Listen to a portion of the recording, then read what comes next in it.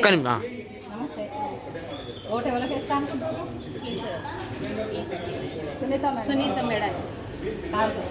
కార్కు ఎందుకు ఎత్తా అనుకుంటున్నారు? కార్కు అప్పుడు కేసీఆర్ ఉన్నప్పుడు మంచిగా చేస్తుంది కదా, అందు గురించి ఇస్తామన్నా.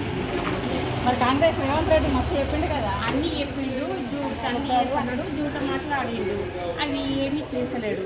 బీదల బతుకులు కూడా ఏమీ అర్థం చేసుకుంటలేడు ఆయన. ఇంకా చేసేటోళ్ళు అయినా కానీ బీదల బతుకులు అర్థం చేసుకొని మంచిగా చేస్తే చాలు, ఓట్లు వేపించుకొని గెలిచినా కానీ బీదలను కాపాడాలి. రేవంత్ రెడ్డి చెప్పిండు కదా అన్ని జూట అయిపోయినా ఏం చేయలేదు,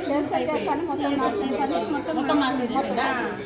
అది ఇప్పుడు అట్లా ఎవరు ఉన్నప్పుడు మంచిగా ఉండే. ఇప్పుడు కేసీఆర్ ఉన్నప్పుడు కూడా మంచిగా, కానీ ఆయన కూడా ఇప్పుడు కొంచెం బీదలను చూసుకొని అర్థం చేసుకొని మంచిగా చేస్తే చాలు, గెలిచి ఇప్పుడు గెలుస్తాడు కదా గోపన్న భార్య గెలిస్తే.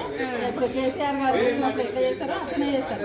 ఇప్పుడు రేవంత్ రెడ్డి అయితే ఏం చేయలేదు కదా, ఏం చేయలేదు, ఏం లేదు, ఏం చేయలేదు కదా. తులం బంగారం ఇస్తా అన్నాడు, రూపాయలు లేదు, 4000 పెన్షన్ లేదు,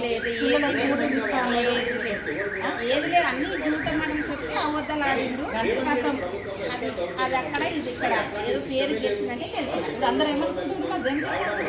ఇప్పుడు కాలు వేద్దామని అనుకుంటున్నా.